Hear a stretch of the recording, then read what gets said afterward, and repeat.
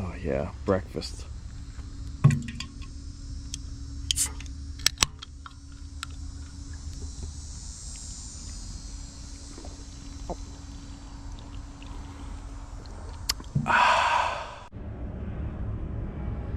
What's up, guys? So now, since we got all that for the most part done, we will be just working on this first, getting all these, you know, make it look nice, connect it. Then we'll be doing this one. Gonna put some zip tie holders. By 1, 2, 1, 2, and then maybe another 1 or 2 here for anything I gotta run up and down this way.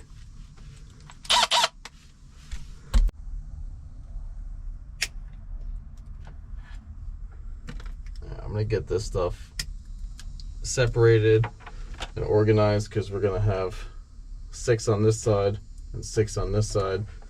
12 total wires on each side. So I want to keep the same ground and 12 volt. You know, if I got bilge 1 on this side, I want bilge 1 ground on that side too. Pretty simple. You know what I'm saying?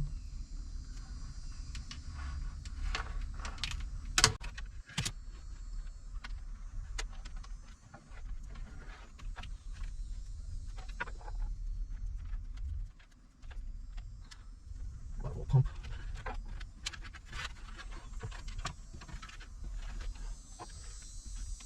Pump.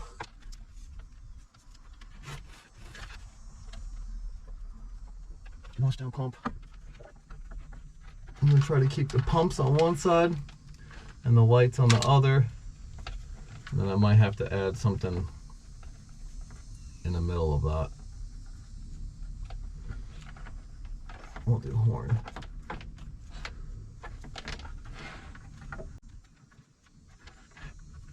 Horn.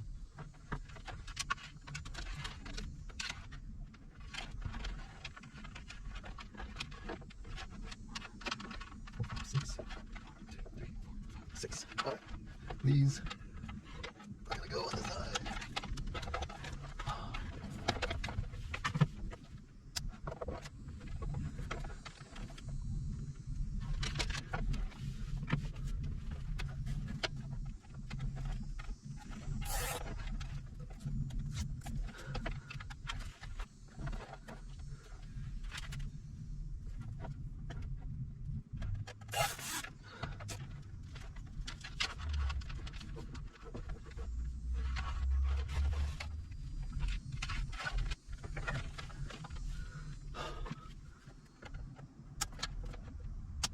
Sweet.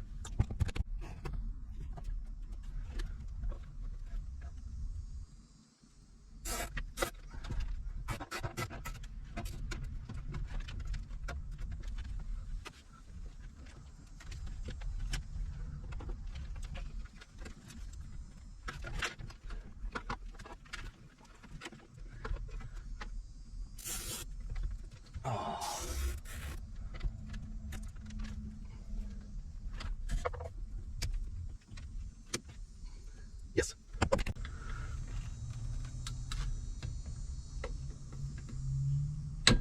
Oh yeah.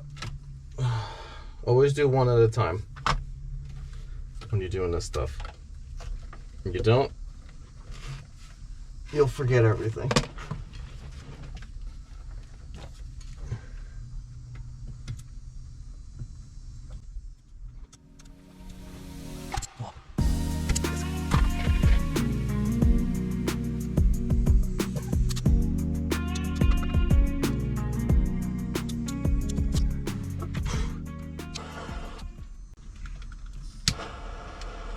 Oh yeah, don't use a torch if you don't know what you're doing. Okay? You will melt all the wires if you do.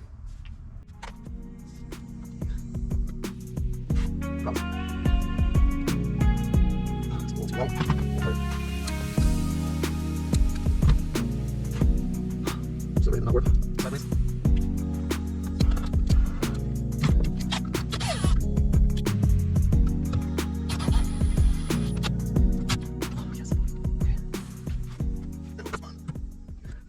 knowing where to cut this so you get the right length, that takes a lot of practice.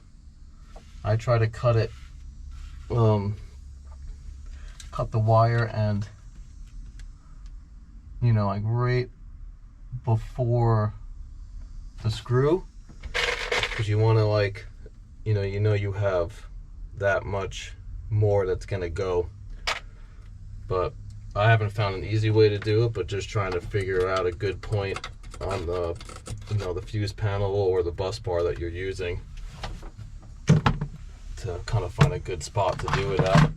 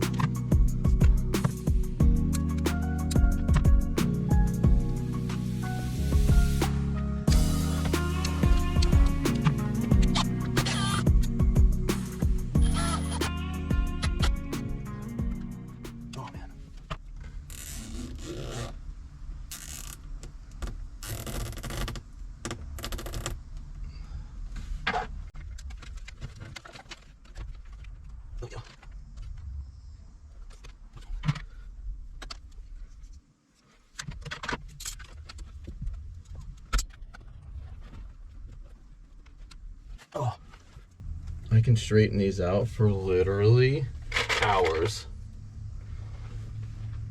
and I shouldn't, because one switch panel would take me 3 days if I let it happen.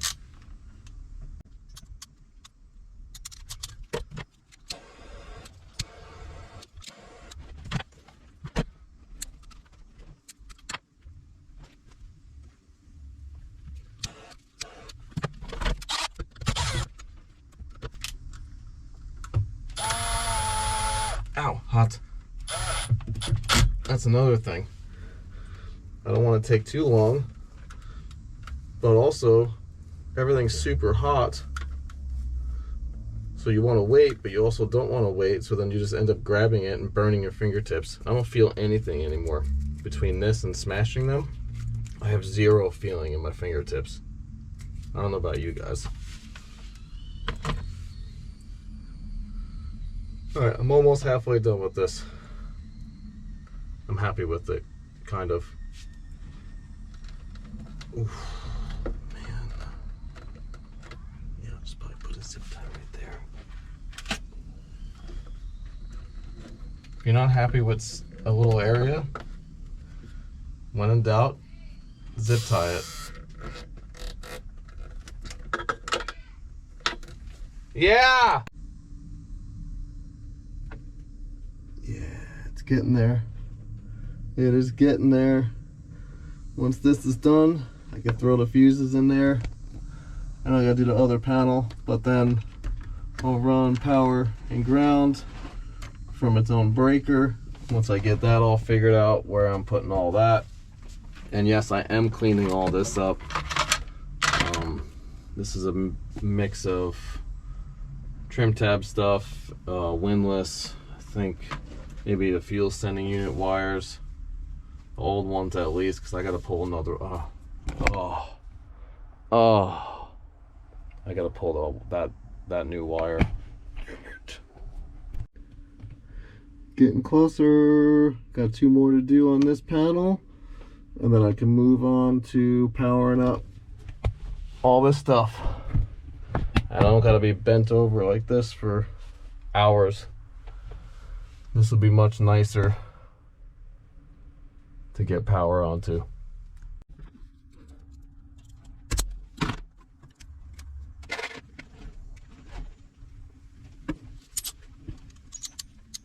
Oh, I think I squished it. Oh, it's good.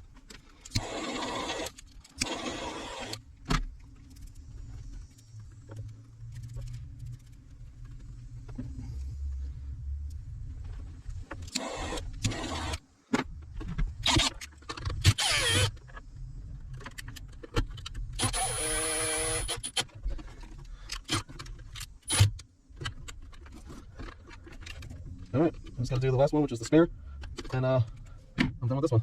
Sweet. What do you think, guys? I think it looks pretty good. All right, guys. Ran into a little bit of a pickle. I ran out of my white heat shrink labels for my label maker. I only got yellow, and I started using white in this boat, so now I need white to finish or I'd explode. But I just wanted to show you pretty much all the tools that I need and you should be using wiring a boat, doing electrical repairs in boats, stuff like that. There's really no like top 5 or top 3 because I need all of it, if not more of them that I just don't know of yet. Because tools make the job get done better and quicker for everybody, you know what I'm saying?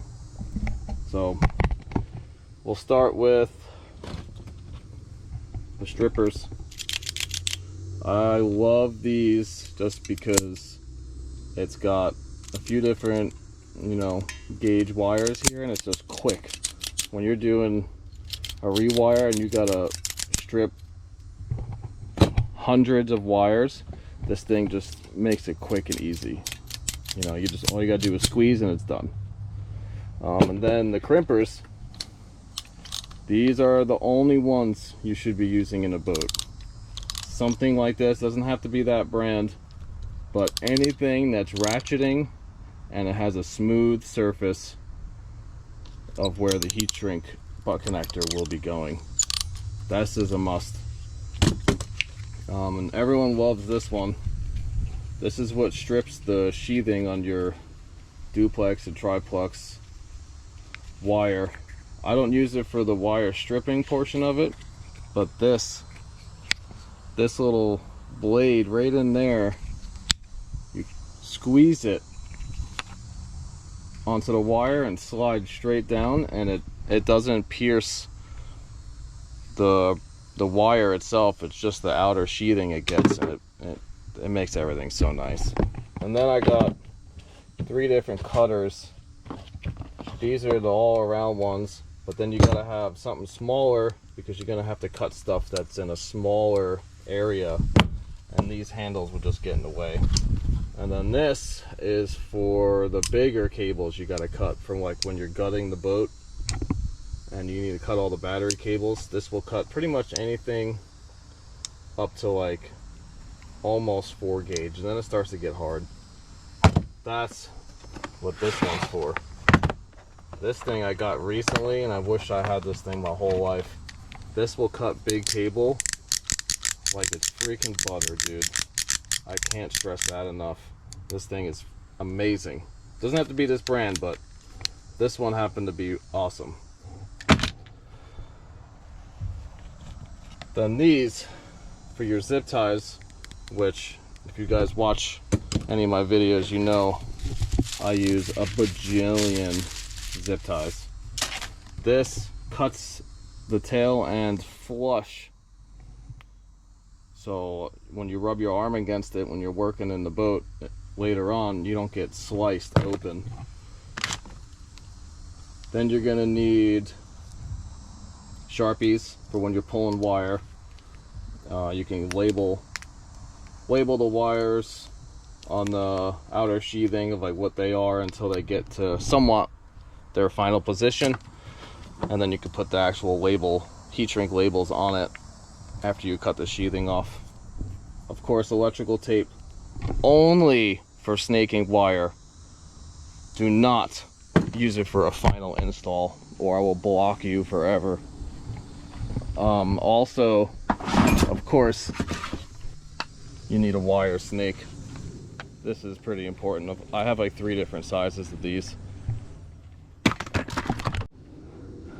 The thing with the snakes is there's so many different kinds.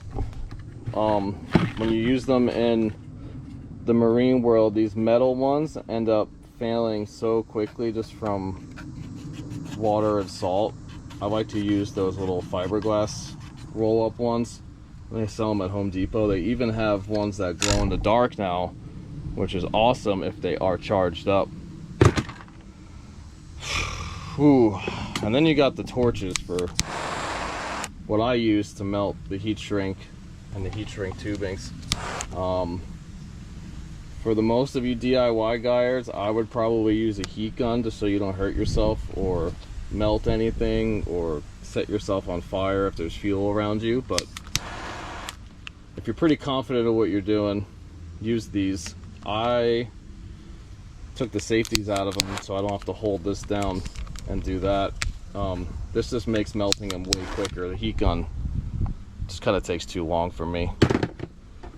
And all my connectors, see, my connectors, I use Anchor or Pacer products for the most part. Really whatever's cheaper at that time, I'll just order in bulk. And when I run out, I get on Amazon and I order the Anchor products because the Pacer isn't on there. And Amazon Prime seems to have pretty good deals, even though with my accounts, time is money. So if I can get 1,000 of them tomorrow, I'm gonna do that, even if I'm gonna save a little bit if I have to wait for them. But when I need them, I need them. You know what I'm saying? Oh, everyone needs a good screw-see. I like this M12 2-speed driver.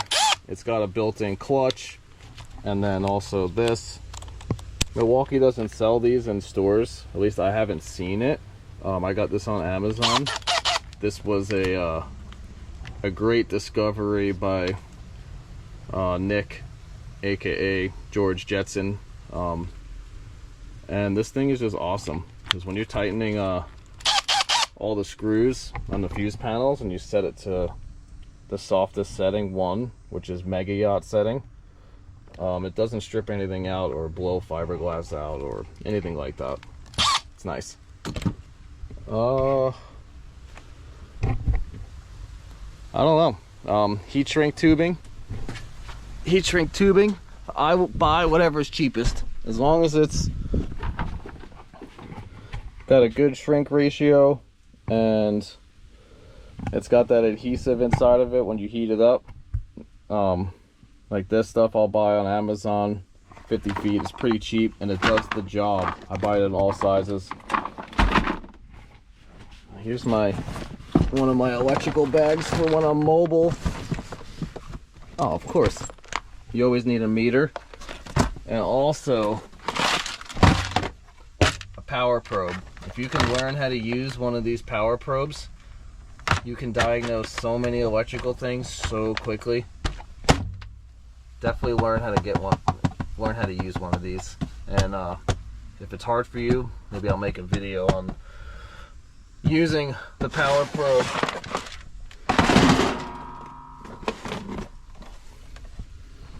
This should be the only battery load tester you ever use. Take those digital ones and throw them in the garbage.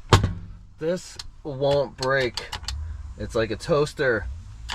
It's got a resisting piece of metal, whatever you want to call it, whatever the scientific word is for that in there, but it's not just gonna say bad in digital LCD screen. It's gonna give you the voltage it drops to after you hold it on for how many seconds. Much better. When you see it smoking and it stays at 12 volts, you know it's good. Maybe most people don't use them because they don't know and they want it to say replace. So maybe keep using it then. Alright, also the wire, the one that I'm using for this rewire right now is Anchor wire. I have a lot of leftover Pacer wire from one of the other big rewires I've done, but anything I've ran out of, I got Anchor because I had it delivered next day. And with wiring jobs, sometimes, most of the time, all the time, you never guess how much wire you need, so you end up needing stuff delivered the next day so you can keep going. So I'm using pretty much all Anchor wire, except the single strand stuff. I have a lot of single strand left over from a massive Pacer order I've done. This is my electrical bag that I just keep fuses and other different types of connectors and random things. Yeah, that's pretty much everything you need to wire a boat. I said there's really no top tool because you kind of need everything. Otherwise you're just going to be, I don't know, you can't do it without everything. You just need it all. If I think of anything extra, I'll throw it in there. But this is pretty much it, really. Oh, I didn't get it, guys. A hydraulic crimper for your battery lugs. This is pretty important. See, I knew I'd think of something. I even had it right here. This, it goes from, I think, 8 gauge to 4/0. They're all labeled. But you need this. If you don't do a crimp with something hydraulic like this, you're either going to be beating that one with the hammer, which is just a pain in the butt, and this is just beautiful. Crimps it nice and easy. It's like a little hydraulic press. That's a must. And then the famous label maker. Let me dig into this thing a little bit. This thing's great. I got all different heat shrink tubing, and I got stickers and all that. And there's 3 sizes you can use in this one: 3/8, 1/2 inch, and you know, the next size up, maybe 6/8, whatever that's called. Yeah, 6/8. Yeah, you can type in whatever you want. You can make it as long as you want. You can leave hidden messages for your friends when you're wiring a boat, which I do all the time. This is the best one, at least that I've used. I think they made a new one that can fit one more bigger size, like inch, for the real big battery cable. That's it, guys. If I get these labels delivered soon, I'll continue this video by doing more electrical work in this boat. If not, that's it. And just want to say thank you guys for watching. Also, I wanted to take a second and just thank all you guys who have been supporting the channel, you know, buying a little bit of merch. Every little bit helps. I'm trying to grow this channel pretty huge, and I do want to do some type of giveaway with the channel. I'm not sure what it'll be. If you guys got any cool ideas, I'm thinking maybe like a rewire for free up to a certain size boat. Not rewiring a yacht for free, because I'll rip all my hair out. Or maybe I can buy a boat, restore it, and do something like that. What would you guys be interested in? Let me know. Thanks for watching.